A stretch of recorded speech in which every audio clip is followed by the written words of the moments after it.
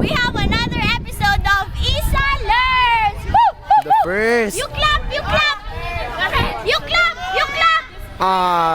We were chaptered by people. Again, we have another episode of Isa First episode, good. Learns! In the first episode.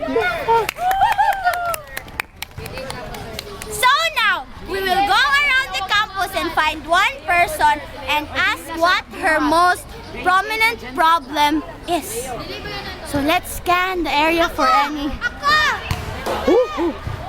Shit. Inana na yung problemado, usap. Unya na, ikaw mag-lesson, okay? Ikaw mag-lesson na lang. Again, kung mag-lesson, si Shai mag-lesson. Again ha, when I go here, you clap, okay? May mag-clap tayo. Ay, Bel! Much bloop. Bloop. Sige, again. Mag-clap tayo, Wait, you go like that. Damn you. 1, 2, 3. Okay na? Wait. 1, 2, 3. 1, 2, 3. Wait. Sige. Ikaw ha, pagtanga lang dyan ako ng... Hoy! Sige, 1. Go daw eh.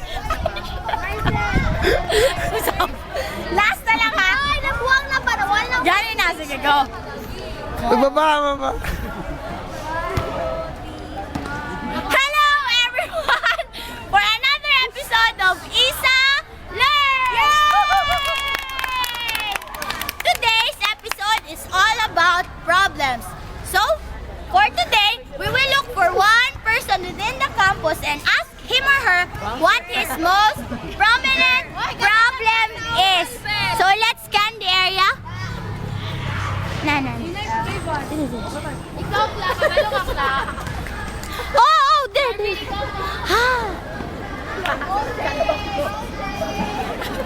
Excuse me, ma'am. Are you okay, Miss Cabell? No, I'm not. You're not okay?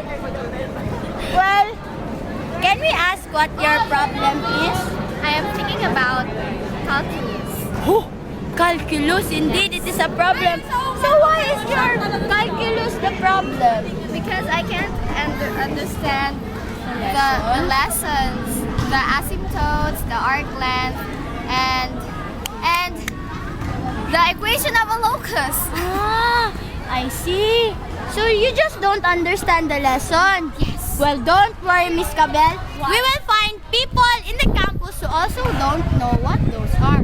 But also, we will find people who know the answers so that we can show them to you and you will understand too, okay? Okay. So why don't you just read around and wait, okay? Do you know what asymptotes are? Yes, you know what asymptotes are. In the horizontal asymptote, when you substitute it, then it will have a chance that you're... Tama ba? So you are not sure. No, I'm only sure about the vertical. Okay, go. And the vertical asymptote, then you substituted the x, it will make your solution undefined. And the horizontal, is 50-50. It will either make your function 0 or none. So thank you, sir. That was from Mr. Dave Arquiza. We find another person. Miss Cabell! We have a question. Do you know what asymptotes are? Pwede daw siya magpalupit siya manghod. No. No? Oh, that's fine. Don't worry. Well, let's look for you. Loud! Do you know what asymptotes are? No, I don't know. You don't know? Yes. Why? You should know. Because I'm a goblets. Okay, fine. We'll look for another person. Labi. Mr. Marquez! Finally! No! So, question. Do you know Bloopings. Do you know what asymptotes are? Slide. Okay, slide. Can you share to us what you know about asymptotes? Laksa. Asymptote is a vertical or horizontal. Not actually. It's a line where a graph might get closer to it, but it will never reach that line. So, are there any kinds of asymptotes? Yes. Most common examples of asymptotes are horizontal asymptotes and vertical asymptotes. Thank you, sir. So now we know that there are two kinds of asymptotes, vertical and horizontal. We also know that asymptotes are lines that crosses a graph, but when you draw another graph on that line, it never actually crosses it or gets close to it. So that's why our title is so close and yet so far. So now let's look for people who know what vertical asymptote and horizontal asymptotes are. Pause. Yes. Stop, people. Cut.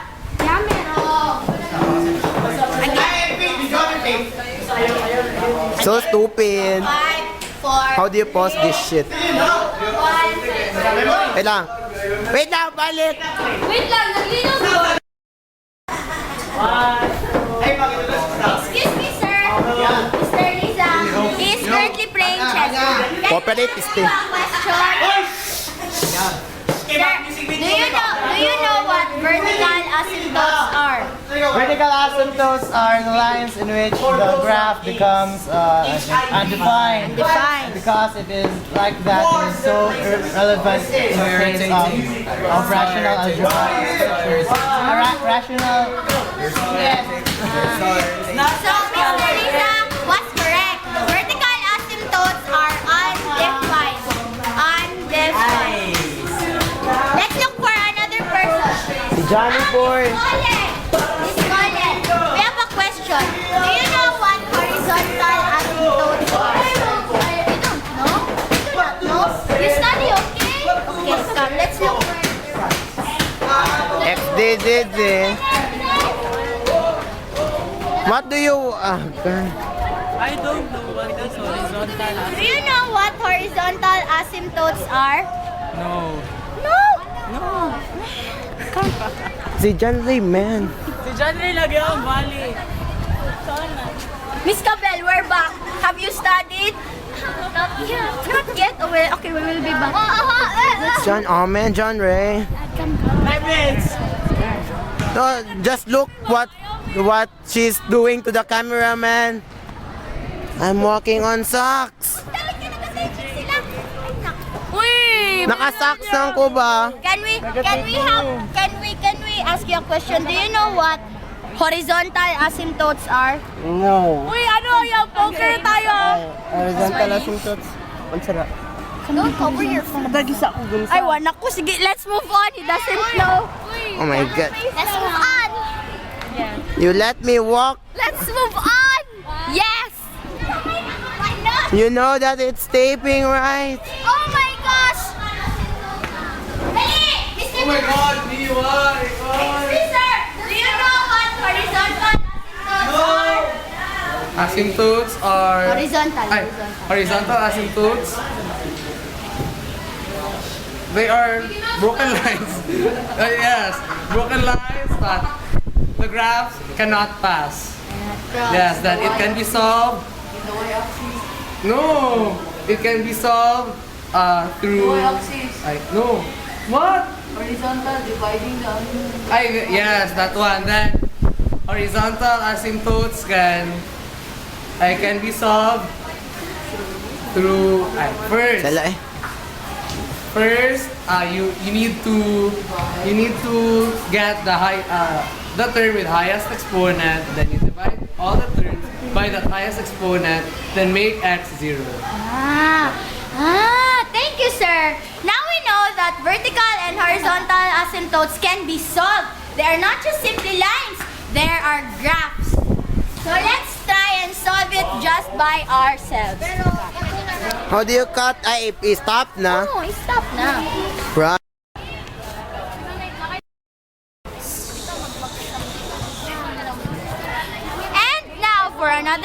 topic which Miss Cabell is currently confused about. Equation of a locus. So first of all, we will ask other persons in the campus if they have an idea what the equation of a locus is about. Sir, Mr. Sagaral, let's ask him. Excuse me, do you know what the equation of a locus is? Yes. Yes? Yes. No? Yes. Okay, so can you explain to us what the equation of a locus is? Yes. Yes. It seems that he doesn't really know. We will move on. Come. Ma'am, balik kay John Ray. Maawa kami dito. Ang sira Kay Sir Sayago na lang. Ali. Kay Sir Sayago. Honey! horizontal. Uy, maganda ko. Sir Sayago. Tingnan mo. Kay Sir Sayago. Okay. It is the graph of wait. Makita na mapod ka sa na video. Sir Sayago na lang. This is the graph of a certain function. Yeah. So now we know that the equation of a locus is a graph of a certain function. No, Miss, kasi Paris. Go. I know. Continue. Please continue, sir. Locus simply Louder means graph. That's all. Thank you. Graph? Graph. Equation of a Graph? graph. Graph. Or curve? Minecraft. Circle man na circle. Miss Paris! Do you know what Sila the Mr. Bean. equation of a locus is? Equation of a locus is equation of a line. A line, yes. Anything else? Locus, di ba? Curve, it's a curve, right? Yes, It's a curve. So do you know more? Do you know anything else? Locus. I No, know. nothing else. It's okay. It's okay. You will not ask. Say ha. Like God. Hey. Seryoso mo, Ana, yung Yes. Miss Roque. Miss Roque. Hi. You know the pro-male preschool kid. Yeah. Let's move on. Let's move on. Tama. Let's move on. How about Mr. Marlon? At last, we have found you. Just a few questions. Do you know what the equation of a locus is? I really don't know. Do not know. Yeah. Can you read your notebook and can you explain it when we come back to you later? He did not bring his notebook. I didn't bring my note. That's okay. Let's just find another one. It seems that a lot of people has no idea what an equation of a locus is. I now understand Miss Cabell's Dilemma. dilemma. It's dilemma. Dilemma. Let's find other people na lang. Dilemma.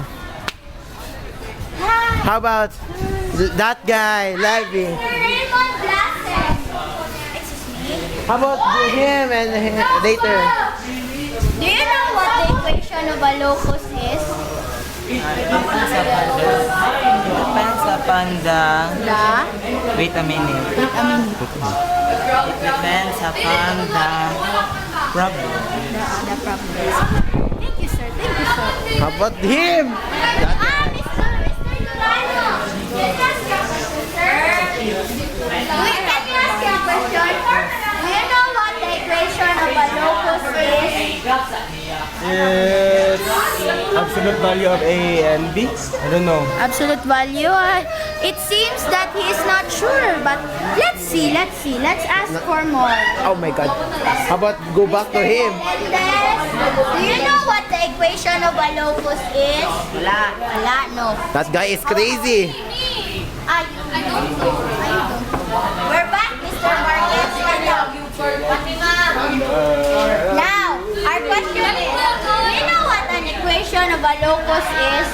Locus daw, Bart. Equation of a locus. Equation? You know? What locus? Locus, Circle, curve, circle. circles. Equation of a circle. Equation of a circle. It is formed by X and Y. Anything else? It is a curve. It is formed by curved lines. And the equation for? Do you know the equation? Their X is the degree of their X is greater than 1 and Y. Okay, thank you. How about Jedge? It seems that really a lot of people are confused. be sure, let us ask our very own cameraman. So I'll be the cameraman. No. Just wait, okay? Mr. Ibero, do not run. We are group mates. So first, do you know what the equation of a locus is? Wait only. I'm drunk. I'm so drunk. Excuse me, sir. Sure lang,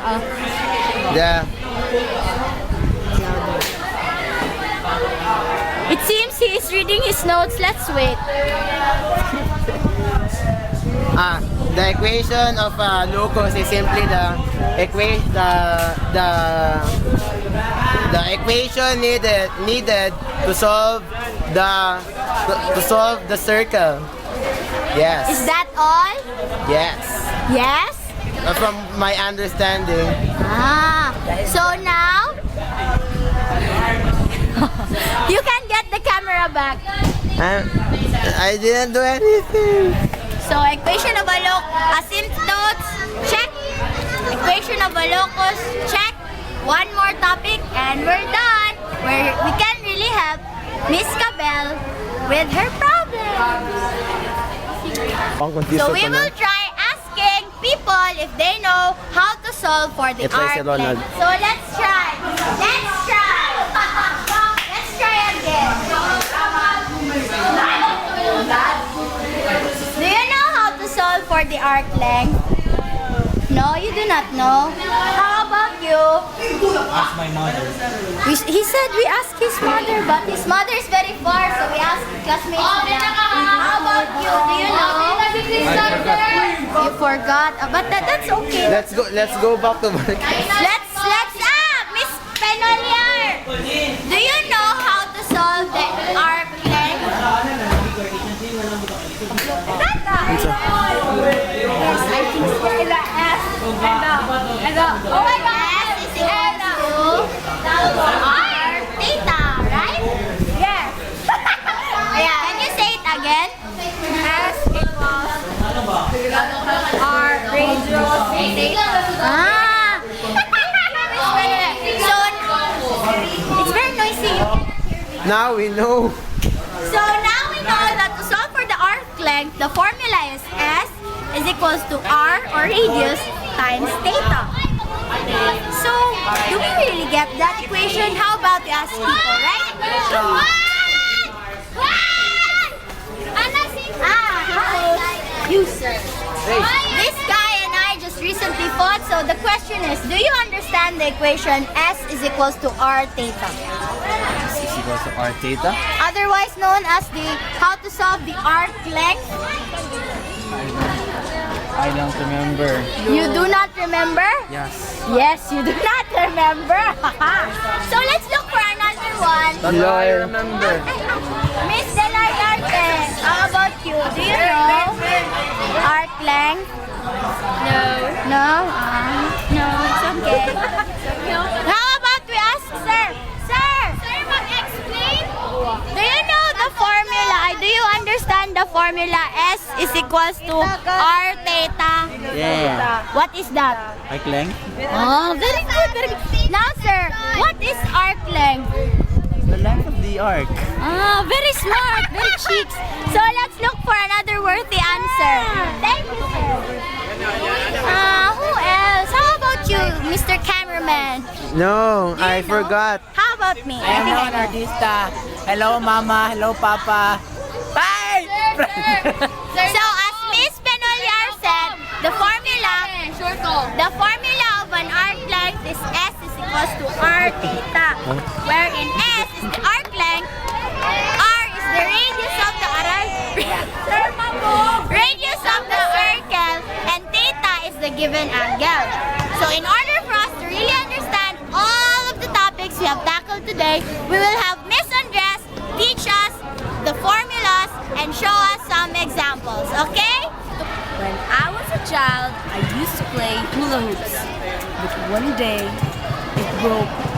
And I eagerly want to solve how long each broken piece would measure. But when I am in high school, I learned arc length! The formula equal to arc length is equal to radius times radian. So in this circle, the arc length is this one. So that's arc length.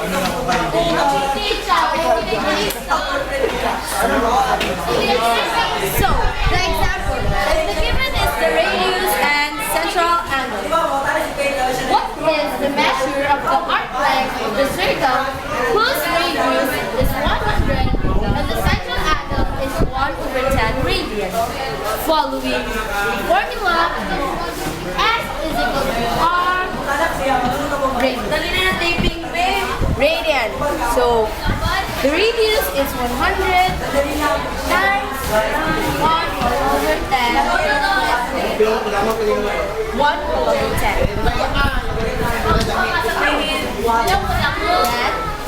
So the arc length, oh my gosh, is 10 meters. Another, if the given is arc length and radius, find the central angle which intersects the 60 meters arc length arc of the circle and whose radius is 20 meters.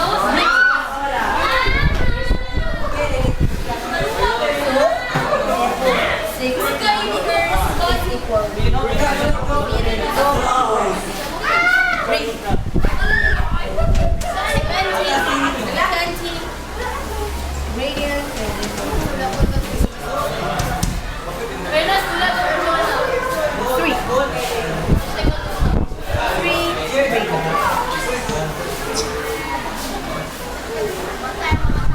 Another. If the given is arc length and central angle, find the radius of a circle whose central angle of 2 radian intercepts an arc length of 2 meters. So,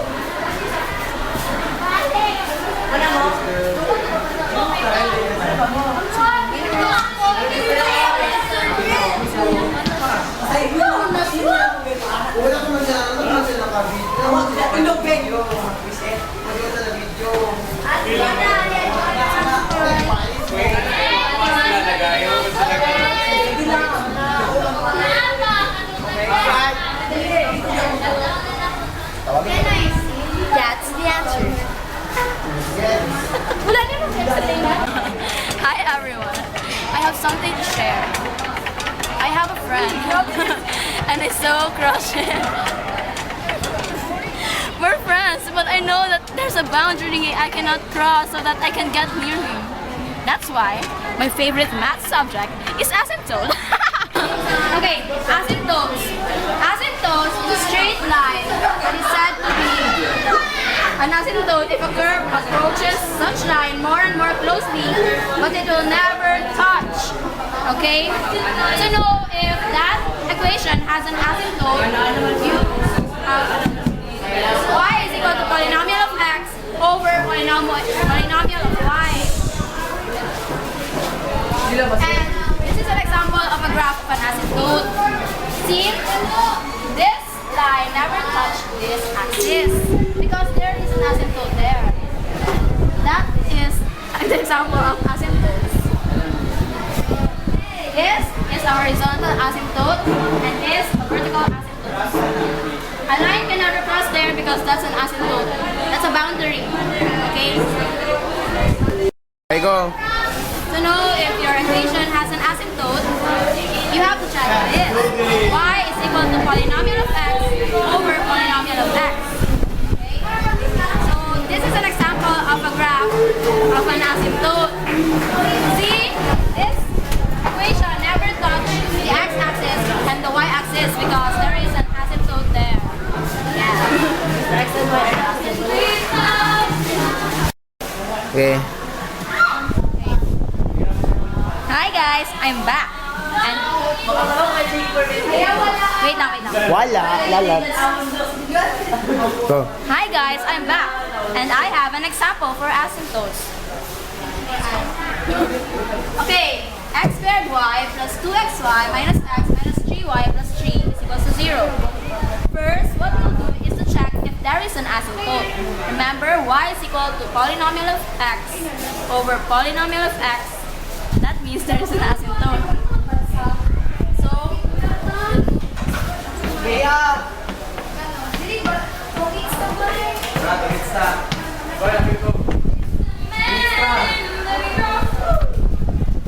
we will transpose the variables with no y to the other side. Okay? Then, yes, we'll divide both sides by x squared plus. I know. Wait. Ah, shit. No. We will. Factor out y. So x squared plus 2x minus 3y 3 is equals to x minus 3. And then we'll divide both sides by x squared plus 2x minus 3. 2x x squared plus 2x minus 3. So we'll cancel this.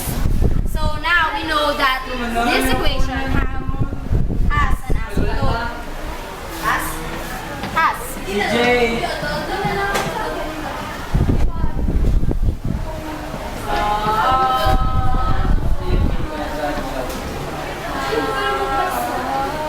Here. X man yan. So, second step is to look for its intercepts. So let x be equal to 0. So I will substitute all the values of x with 0. Y is equal to 0 minus 3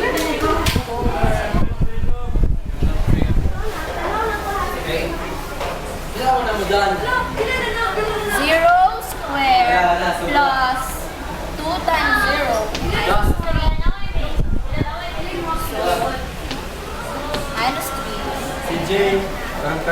Then let's divide this How many to the and 1. So we'll get 1. Then let x be equal to 0. Let y be equal to 0. So that we'll get the x-intercept. 0 is equal to x minus 3 over x squared plus x minus 3. X minus 3 is equal to 0. X equals 3. So we have 2 points. So the asymptote.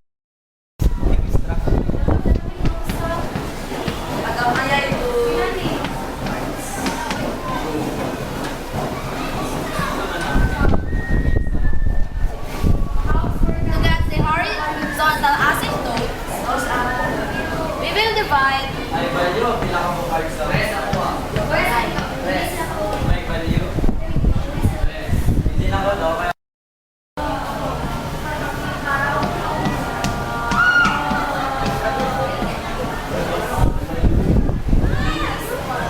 horizontal asymptotes, we have to divide all the terms with the variable with the highest degree.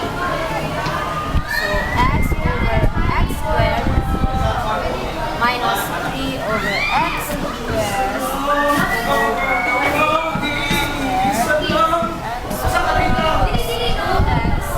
over x squared minus 3 over x.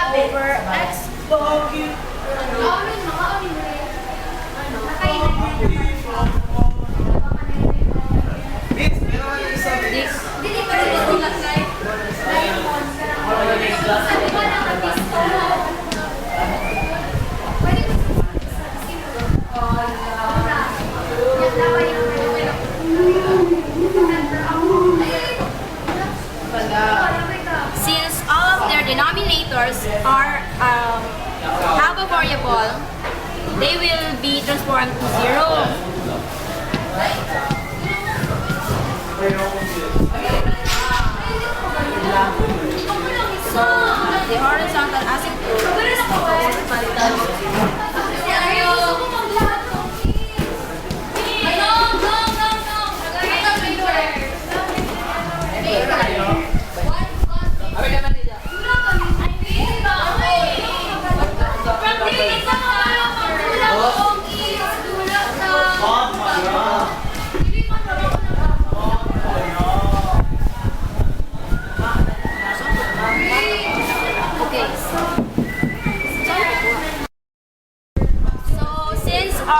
denominator is a polynomial, we will factor it out. So it goes like this. We will equate each factor to 0. So x plus 3 equals to 0. X equals negative 3. Then the other factor, x minus 1 equals to 0. X equals 1. So we've got the horizontal asymptote, the vertical asymptotes. Okay, so first we will plot the intercepts, the points that we got. Wait, stop! Ikaw. First, we will plot the intercepts. Okay. The intercept that we got a while ago was 0, 1, so there's a point here, and 3, 0, so there's another point. Then the asymptotes, which is negative 3, and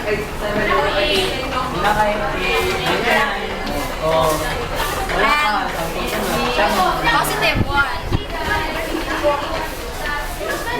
The other asymptote was y is equal to 0, so we can pass this asymptote. Broken lines lang. Yes.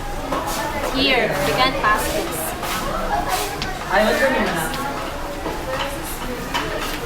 Maya. Sige, pause. Go. Oh, sorry. So now we will be drawing the graph. But first, we should know if it is here or here. So what we will do is we will get a value that is less than negative 3. So we can substitute negative 4. Negative 4 minus 3. Negative 4 plus 3. Minus 4 minus 1.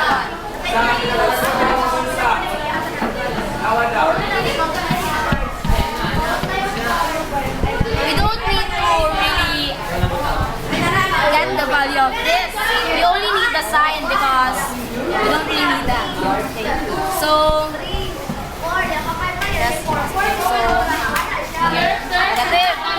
So, in that way, we know that the graph will be shown here, not here because it's negative. Drawing mo na. It's negative.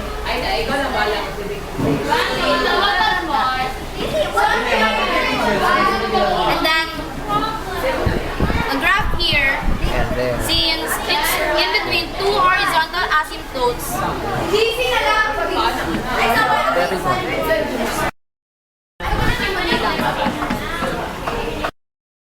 Ikaw.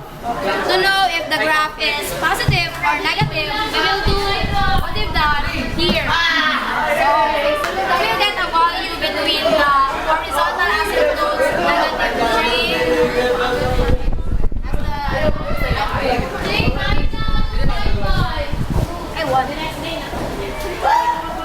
We'll get a value between less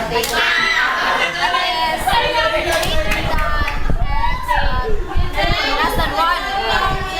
So the substitute 0 minus 3 over 0 plus 3 minus 1. So this is a negative, this is a positive, and this is a negative. So negative over negative is equal to positive. So we will graph it here. But you have to make sure that we pass through the intercept.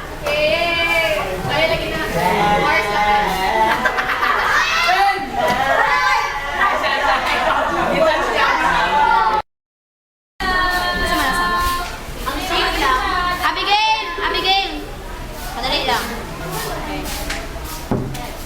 Sige natin na. Okay na? Okay. So next, we will get the graph here. But first, we need to know if it's in the positive or in the negative. So, we'll select a value that is greater than negative 3 but less than 1. So,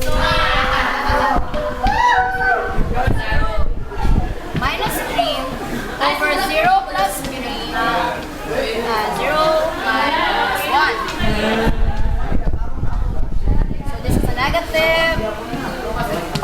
positive than negative. So negative over negative is equal to positive. So we already know that it is graph here. So, but we must make sure that we pass through the intercept. Okay. So that's good. Then, Headline lang. There you go. then lastly, we will get the graph here. Like the other processes, we will apply it here. So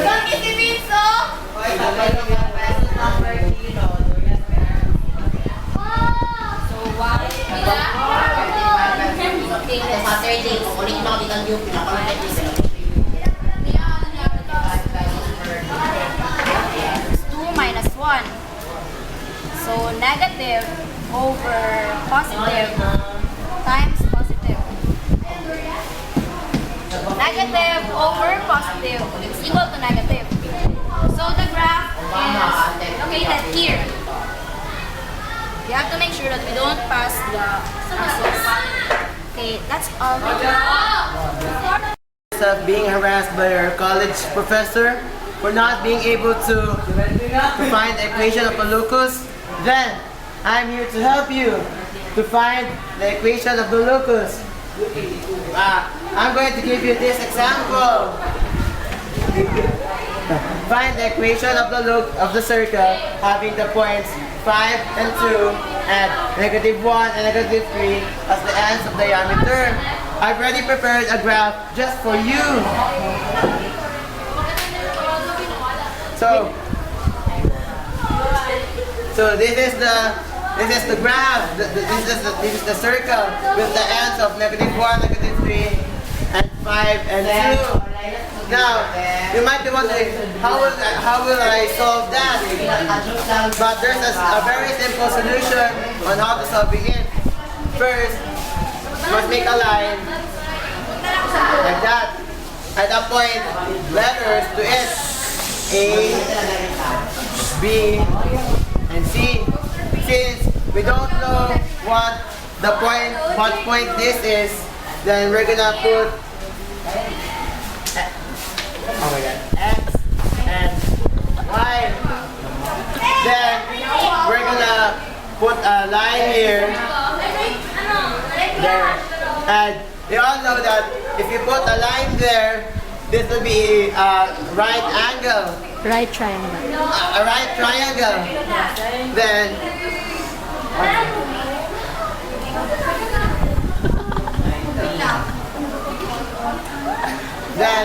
we can use this as our basis. AC squared plus CB squared is equals to AB squared.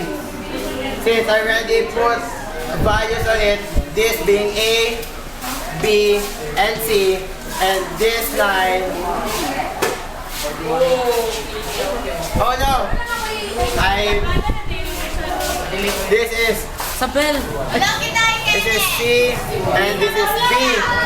Since this is the longest line, therefore we have this. I know we're gonna substitute the values there with the distance formula. Hindi ka makita.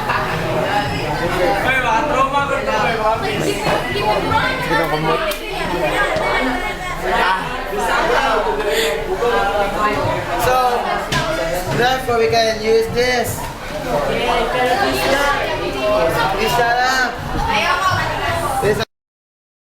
I already wrote the equation down for you. Now it might seem difficult, but I'm going to simplify it for you. So what happens now is x plus 1 squared plus y plus. Now I have simplified the equation. As you can see, this cancels the square root as well as the other cancels the square root. So what remains is this. So the simplified form of this is here. As you can see that from here we can simplify it here. Now if you square all of the terms, this will be the answer. Now it will be much easier from now on. We just add or minus all of the terms. We just add or minus all of the terms, and The final answer. the final answer will be shown here. As you can see, I took out the 2 from the equation there and divide by 2. So this becomes 11, and the final equation is x squared plus y minus 4x plus y is equals to 11. And that's how you solve the equation of the locus. That's actually easy. Thanks for helping me. Bye-bye! Asaw kami! And that's it, folks. We have another friend in need, so watch out for the next